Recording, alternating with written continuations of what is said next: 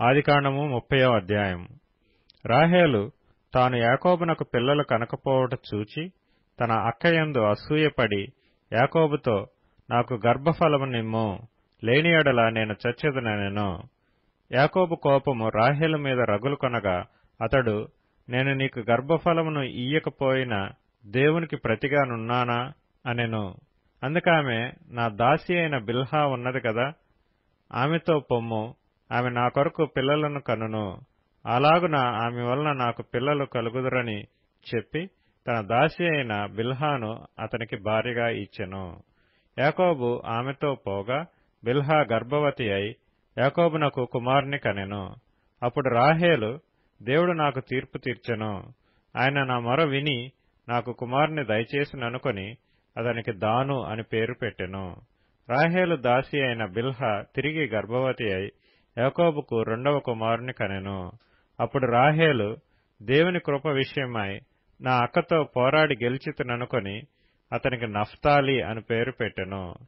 లేయా తనకు కానుపు ఉడుగట చూచి తన దాసి అయిన జిల్ఫాను తీసుకొని యాకోబునకు ఆమెను భార్యగా ఇచ్చెను.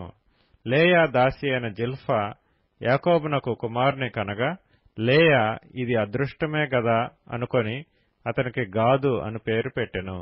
లేయా దాసి అయిన జిల్ఫా యాకోబునకు రెండవ కుమారుని కనగా లేయా, నేను భాగ్యవంతురాలను, స్త్రీలు నన్ను భాగ్యవతి అందురు గదా అని అతనికి ఆషేరు అని పేరు పెట్టెను. గోధుమల కోత కాలములో రూబేను వెళ్లి పొలములో పుత్రదాత వృక్షపు పండ్లు చూచి తన తల్లి అయిన లేయాకు తెచ్చి ఇచ్చెను. అప్పుడు రాహేలు, నీ కుమారుని పుత్రదాత వృక్షపు పండ్లలో కొన్ని నాకు దయచేయమని లేయాతో అనగా ఆమె, నా భర్తను తీసుకొంటివే, అది చాలదా, ఇప్పుడు నా కుమారుని పుత్రదాత వృక్షపు పండ్లను తీసుకొందువా అని చెప్పెను. అందుకు రాహేలు, కాబట్టి నీ కుమారుని పుత్రదాత వృక్షపు పండ్ల నిమిత్తము అతడు ఈ రాత్రి నీతో శయనించునని చెప్పెను. సాయంకాలమందు యాకోబు పొలము నుండి వచ్చునప్పుడు లేయా అతనిని ఎదుర్కొనబోయి, నీవు నా యొద్దకు రావలెను, నా కుమారుని పుత్రదాత వృక్షపు పండ్లతో నిన్ను కొంటినని చెప్పెను. కాబట్టి అతడు ఆ రాత్రి ఆమెతో శయనించెను.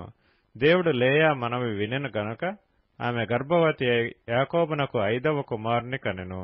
లేయా, నేను నా పెనిమిటికి నా దాసినిచ్చినందున దేవుడు నాకు ప్రతిఫలము దయచేసిననుకొని అతనికి ఇస్సాకారు అని పేరు పెట్టెను. లేయా మరలా గర్భవతి అయి యాకోబునకు 6వ కుమారుని కనెను. అప్పుడు లేయా, దేవుడు మంచి బహుమతి నాకు దయచేసెను, నా పెనిమిటికి 6 కుమారులను కనియున్నాను గనుక అతడికను నాతో కాపురము చేయుననుకొని అతనికి జెబూలూను అని పేరు పెట్టెను. ఆ తరువాత ఆమె కుమార్తెను కని ఆమెకు దీనా అని పేరు పెట్టెను. దేవుడు రాహేలును జ్ఞాపకం చేసుకుని ఆమె మనవి విని ఆమె గర్భము తెరిచెను. అప్పుడామె గర్భవతి అయి కుమారుని కని దేవుడు నా నింద తొలగించెననుకొనెను. మరియు ఆమె, యెహోవా మరియొక కుమారుని నాకు దయచేయునుగాక అనుకొని అతనికి ఏసేపు అని పేరు పెట్టెను.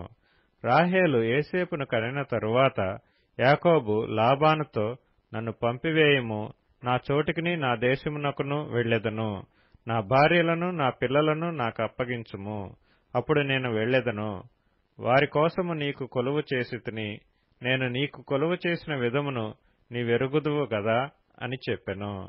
అందుకు లాబాను అతనితో, నీ కటాక్షము నా మీదనున్న ఎడల నా మాట వినుము, నిన్ను బట్టి యెహోవా నన్ను ఆశీర్వదించునని శకునము చూచి తెలుసుకొంటినని చెప్పెను.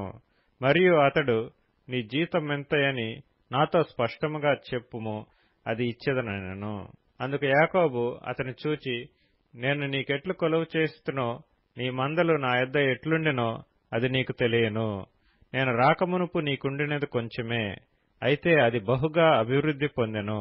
నేను పాదం పెట్టిన చోటెల్లా యెహోవా నిన్ను ఆశీర్వదించెను. నేను నా ఇంటివారి కొరకు ఎప్పుడూ సంపాద్యం చేసుకొందునెను. అప్పుడు అతడు, నేను నీకేమి ఇయ్యవలెనని అడిగినందుకు యాకోబు, నీవు నాకేమీయూ ఇయ్యవద్దు, నీవు నా కొరకు ఈ విధముగా చేసిన యెడల నేను తిరిగి నీ మందను మేపి కాచెదను. నేడు నేను నీ మంద అంతటిలో నడిచి చూచి పొడలైనను మచ్చలైనను గల ప్రతి గొర్రెను గొర్రె పిల్లలలో నల్లని ప్రతిదానిని, మేకలలో మచ్చలైనను పొడలైనను గల వాటిని వేరుపరచెదను. అట్టివి నాకు జీతమగును.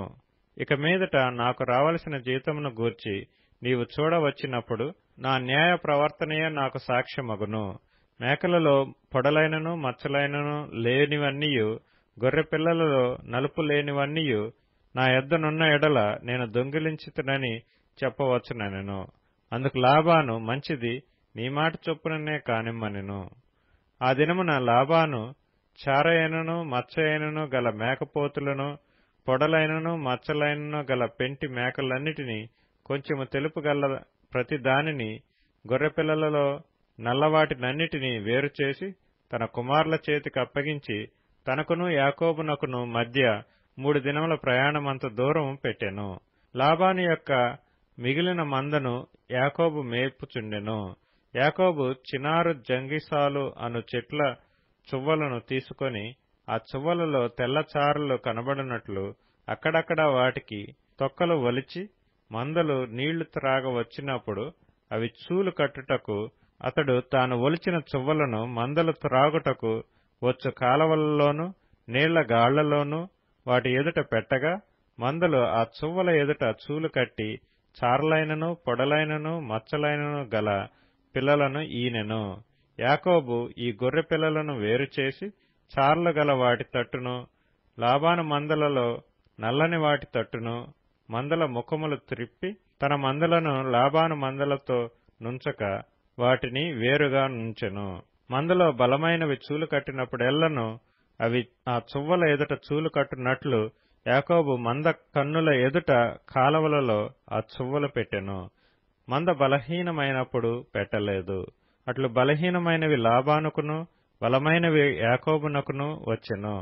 ఆ ప్రకారము ఆ మనుష్యుడు అత్యధికముగా అభివృద్ధి పొంది విస్తారమైన మందలు, దాసీలు, దాసులు, ఒంటెలు, గాడిదలు గలవాడాయెను.